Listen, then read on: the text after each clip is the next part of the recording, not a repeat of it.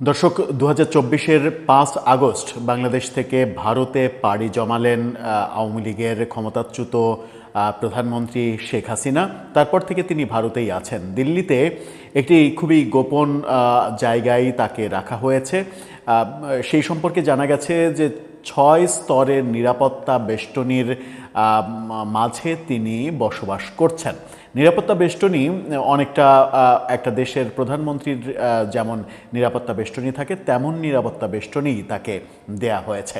কিন্তু একটা খুবই গুরুত্বপূর্ণ খবর এসেছে।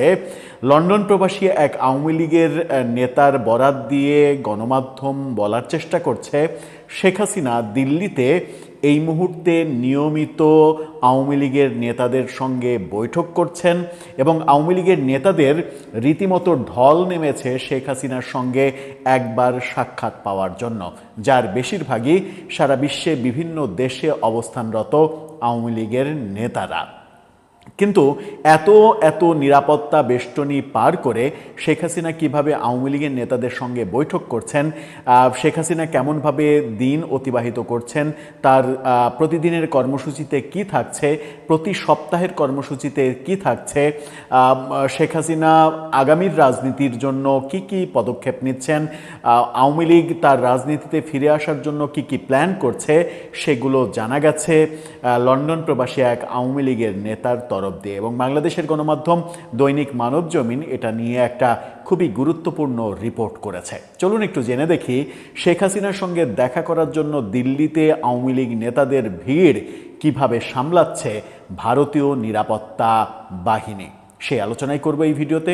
থাকবেন পলিটিক্স টিভির নিয়মিত আয়োজনে। দর্শক, বলছিলাম শেখ হাসিনার কথা। তার আগে একটি মানবিক কথা বলতে চাই। ফুড ফর অল, সবার জন্য খাদ্য, এই কর্মসূচি নিয়ে একটি নতুন চ্যানেলের যাত্রা শুরু হয়েছে। ৫ জন তরুণের এই উদ্যোগ অসহায়, দুস্থ, ক্ষুধার্ত মানুষের পাশে রান্না করা খাবার নিয়ে তারা দাঁড়াতে চাইছে। ডেসক্রিপশন বক্সে লিঙ্ক দেওয়া থাকবে, সেখান থেকে এই চ্যানেলটি সাবস্ক্রাইব করে অন্তত এই মহতি কাজের পেছনে অনুপ্রেরণা যেন আপনি হতে পারেন সেই ভূমিকা পালন করবেন, সেই প্রত্যাশা আমাদের রইল। চলে যাচ্ছি মূল আলোচনায়। বলছিলাম শেখ হাসিনার দিল্লি জীবনযাপন নিয়ে।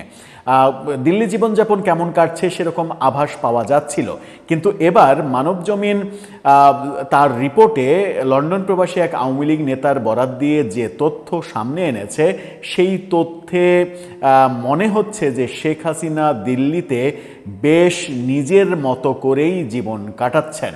খুব একটা একাকিত্ব যে তাকে পেয়ে বসেছে সেটা বলা যাবে না। নিয়ম করে প্রতি সপ্তাহে আওয়ামী লীগের নেতাদের সঙ্গে মিটিং করছেন। প্রতি সপ্তাহে অন্তত ৫-৭ জন নেতার দেখা করার সুযোগ হচ্ছে এবং সেই দেখা করতে গিয়ে নিরাপত্তা বেষ্টনী পার হওয়ার জন্য কি কি পদক্ষেপ তাদের নিতে হচ্ছে, শেখ হাসিনা সেখানে কেমন দিন যাপন করছেন, সেগুলো নিয়ে বিভিন্ন তথ্য প্রকাশ করেছে মানবজমিন। তাদের শিরোনামটা দেখে নিন। সেখানে বলা হচ্ছে, লন্ডন প্রবাসী নেতার মুখে দিল্লিতে শেখ হাসিনার জীবন যেভাবে চলছে। রিপোর্টে বলা হয়েছে যে দিল্লিতে যে এলাকায় আছেন সেই এলাকায় জনসাধারণের জন্য উন্মুক্ত নয়। অন্তত ৬ স্তরের নিরাপত্তা ব্যবস্থার ভেতরে তিনি থাকেন। প্রতিটি স্তরে হাইলি ট্রেন্ডেড কমান্ডোর সাথে উন্নত প্রযুক্তির মাধ্যমে সার্বক্ষণিক তদারক করা হয় দর্শনার্থী যারা আসে তাদের ব্যাপারে। শেখ হাসিনা নেতাকর্মীদের সাথে যোগাযোগের জন্য নিজের যে মোবাইল ব্যবহার করেন সেটা ব্রিটেনের একটি নম্বর দিয়ে হোয়াটসঅ্যাপে ভিপিএন অ্যাক্টিভ করে লোকেশন পরিবর্তন করে কথা বলেন। অর্থাৎ তার লোকেশন যেন কেউ ট্রেস করতে না পারে সেই কারণে তিনি ভিপিএন ব্যবহার করেন এবং ব্রিটেনের একটি নাম্বারের হোয়াটসঅ্যাপ অ্যাপ ইউজ করেন। তার মানে তার বাংলাদেশের নাম্বার ইউজ করেন না, ভারতের কোনো নাম্বার ইউজ করেন না, ইউজ করেন ব্রিটেনের একটি নাম্বার যেটার হোয়াটসঅ্যাপ ভার্সন, তাও ভিপিএন ব্যবহার করে ভারতের বাইরের লোকেশন দেখিয়ে তিনি হোয়াটসঅ্যাপে কথা বলেন, এমনটা জানানো হচ্ছে। প্রতি সপ্তাহে ৭ জন নেতাকর্মী দেখা করার সুযোগ পান শেখ হাসিনার সঙ্গে। সেই দেখা করার প্রক্রিয়াও অনেক দীর্ঘ এবং নিরাপত্তায় ঘেরা। কি সেই দীর্ঘ?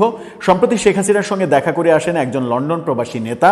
তিনি নাম প্রকাশ না করার শর্তে শেখ হাসিনার সঙ্গে দেখা করার অন্তত ১ মাস আগে সিভি সহ সকল তথ্য তার নিরাপত্তায় থাকা ভারতীয় সংস্থার হাতে তাকে দিতে হয়। সকল ব্যাকগ্রাউন্ড চেক করার পর শেখ হাসিনার অনুমতি সাপেক্ষে দেখা করার সুযোগ পাওয়া যায়। দেখা করে আসা সেই নেতা জানান, শেখ হাসিনার থাকার লোকেশন কোনোভাবেই জানা সম্ভব নয়। তিনি যেখানে থাকেন সেখানে সরাসরি যাওয়ার সুযোগ নেই, তবে মনে হয় তিনি কোনো বাহিনীর এরিয়াতেই থাকেন, এরিয়ার ভেতরেই থাকেন, সেটা তিনি বলছেন। কোনো একটা বাহিনীর এরিয়ার ভেতরে থাকেন, তার মানে কি তাকে ক্যান্টনমেন্ট এলাকায় রাখা হয়েছে? নাম প্রকাশে অনিচ্ছুক সেই নেতা বলেন, দেখা করতে যাওয়ার দিনও প্রক্রিয়া বেশ জটিল। অন্তত 6 জায়গায় দর্শনার্থীদের চেক করা হয়, 6 স্তরের নিরাপত্তা পেরিয়ে যেতে হয়। মোবাইল সহ যাবতীয় জিনিস সর্বপ্রথম চেক করার সময় আটকে দেয়া হয়। চেক করার প্রক্রিয়ায় মনে হবে শরীরের প্রতিটি লোমকূপও চেক করা হয়। এই নিরাপত্তার বিষয়টি পুরোটাই ভারত সরকারের পক্ষ থেকে দেখভাল করা হয় বলে ওই নেতা জানিয়েছেন। তিনি বলেন, শেখ হাসিনা থাকা, খাওয়া, চিকিৎসা, নিরাপত্তা সবকিছুই ভারত সরকারের পক্ষ থেকে করা হচ্ছে।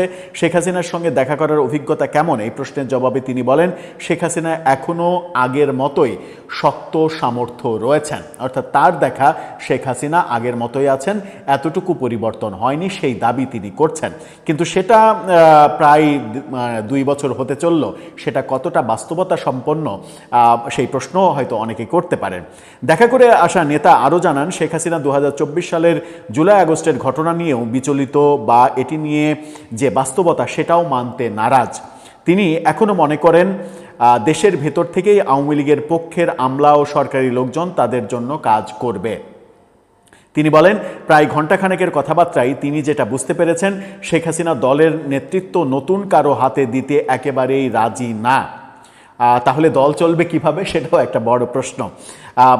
এমনকি তিনি চান না তার ছেলে মেয়ে কেউ দলের নেতৃত্বে আসুক, এমনকি তারা কোনো বিবৃতি দিক, এটাও তিনি চান না। দলের একক নেতৃত্ব শেখ হাসিনা নিজের কাছেই রাখতে চান। সেই নেতা বলেন, শেখ হাসিনার ধারণা আরেকটা রাজনৈতিক পট পরিবর্তনের ভেতর দিয়ে খুব শিগগিরই আওয়ামী লীগ আবার বাংলাদেশের রাজনীতিতে ফিরবে, প্রবেশ করবে। ভারতে পালিয়ে থাকা নেতাকর্মী ছাড়াও বিশ্বের বিভিন্ন দেশে থাকা নেতাকর্মীরা প্রতি 15 দিনে একবার দেখা করার সুযোগ পাচ্ছেন, তবে একবারে 7 জনের বেশি দেখা করার সুযোগ দেয়া হচ্ছে না। এই পয়েন্টটা আমার কাছে খুব আশ্চর্য লেগেছে এই নিউজটা যখন পড়ি, যে শেখ হাসিনা এখনও মনে করছেন যে বিকল্প নেতৃত্বের প্রয়োজন নেই, তার ছেলে মেয়ে তাদেরকেও নেতৃত্বে আনতে তিনি চান না। তাহলে আওয়ামী লীগ চলবে কিভাবে, সেটা একটা বড় প্রসঙ্গ। তিনি যদি আগামী 5 বছর 10 বছর দেশে ফিরতে না পারেন, কিংবা তার বয়স এখন 78 পেরিয়ে 79 বছর বয়সে তিনি যদি মনে করেন যে আওয়ামী লীগের নেতৃত্ব কিংবা আওয়ামী লীগ যখন ফিরে আসবে, তখন আবার নির্বাচন হলে আওয়ামী লীগ জিতলে আবারও তিনি প্রধানমন্ত্রী হবেন, এই ভাবনা কতটা যুক্তিসঙ্গত সেই প্রশ্ন আসছে। আওয়ামী লীগ মানে অনেক আগেই আওয়ামী লীগের তার বিকল্প নেতৃত্ব খুঁজে ফেরা উচিত ছিল। তিনি দেশে থাকতেই অন্তত 2018 নির্বাচনের পরেই আওয়ামী লীগের বিকল্প নেতৃত্বের দিকে যাওয়ার প্রয়োজন ছিল। আওয়ামী লীগের যারা শুভাকাঙ্ক্ষী তারা সেটাই মনে করেন, কিন্তু শেখ হাসিনা সেই পথে হাঁটেননি। অনেকে শেখ হাসিনার যারা সমালোচক তারা বলেন যে শেখ হাসিনা আজীবন আওয়ামী লীগের নেতৃত্বে থাকতে চান।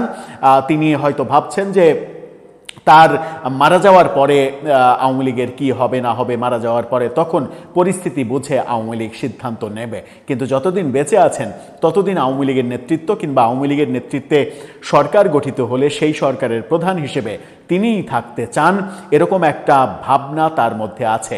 এই লন্ডন প্রবাসী নেতার বক্তব্যেও তেমনটাই মনে হচ্ছে যে আওয়ামী লীগ এখনও বিকল্প নেতৃত্বের কথা ভাবছে না।